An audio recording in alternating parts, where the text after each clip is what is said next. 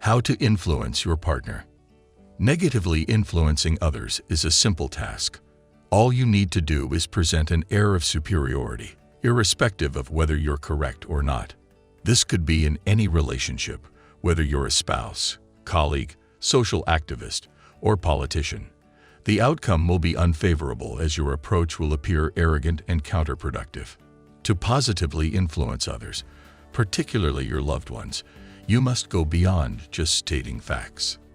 This is because facts can be interpreted in various ways and can be influenced by numerous cognitive biases. Solely relying on facts can make you seem manipulative and with a hidden agenda.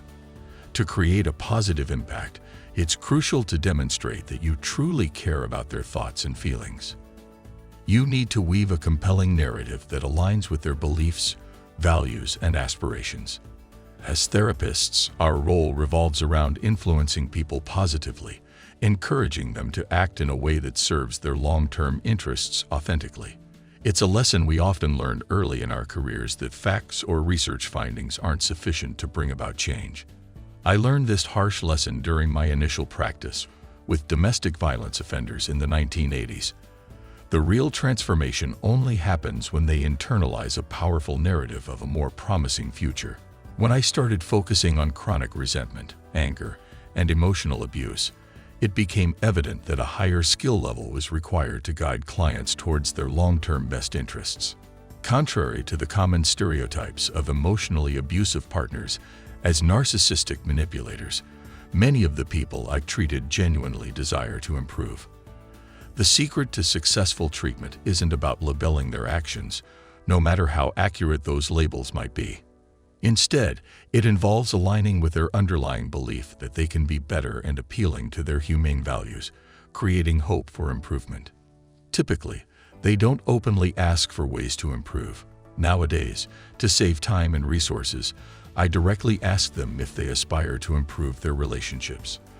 The majority agree, usually indicating that the question is quite obvious. I then ask them about the behaviors they believe would lead to their desired relationships. The majority of them seek to act with integrity. I have yet to encounter a happy relationship that isn't moral or an unhappy one that isn't lacking in morality. However, my clients' interpretation of integrity often differs from the dictionary definition. They are referring not to moral values, but rather an unwavering commitment to their self-images, how they view themselves and demand to be seen by their partners. At the beginning of their relationships, many tried to create a positive influence through appreciation, support, and affection. But these actions conflict with their ego-driven concerns, ultimately dominating the relationship under the pretense of fulfilling their needs. After a while, their partners may give in to these egoistic demands to avoid conflict, but eventually they begin to assert themselves. This leads to deep resentment from the abusers when their partners stop giving in, leading to chronic resentment, angry outbursts, criticism, and silent treatment, eventually turning into emotional abuse.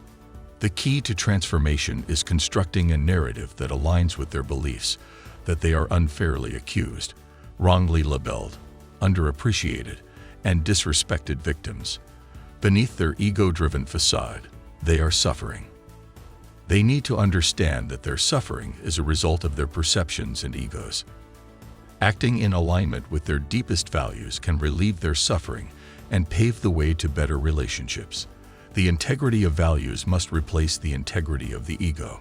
While values are integral to self-identity, ego disputes often overshadow value disagreements. Our ego shields us from vulnerable emotions like sadness, guilt, shame, or the fear of being wrong. We cannot afford to avoid these feelings.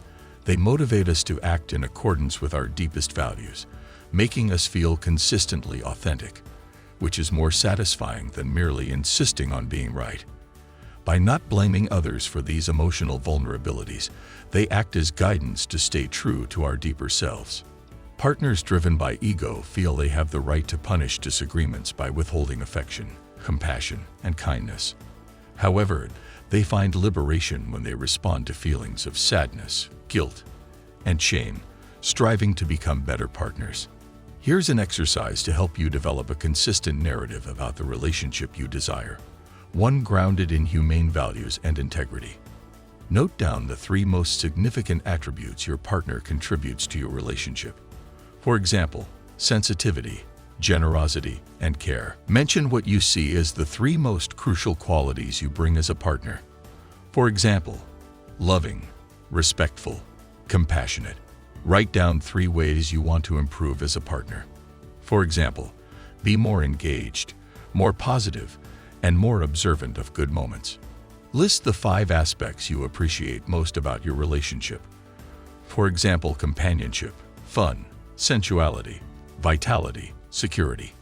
Identify 5 behaviors you need to reduce to achieve the relationship you desire most. For example, be less critical, defensive, demanding, withholding, selfish. Using the 19 points you've listed, construct a consistent narrative about your relationship. For example, my relationship offers me fun, sensuality, vitality, security, and companionship. My partner is sensitive, generous, and caring. She deserves my efforts to be loving, respectful, and compassionate. My relationship is meaningful enough for me to strive to be more engaged, positive, and appreciative of good moments. I will work on being less critical by focusing on improvement, less defensive by trying to understand my partner's perspective, less demanding by giving what I want to receive, less withholding by enjoying the spirit of generosity, and less selfish by recognizing that my partner's needs are as important as mine. Remember, to positively influence your partner, you need to first tell yourself a consistent narrative based on your more profound beliefs, humane values, and hopes. A change in your emotional demeanor will likely influence your partner positively without you having to utter a single word. Thanks for watching. And until the next video, remember, change your thinking, and you change your life.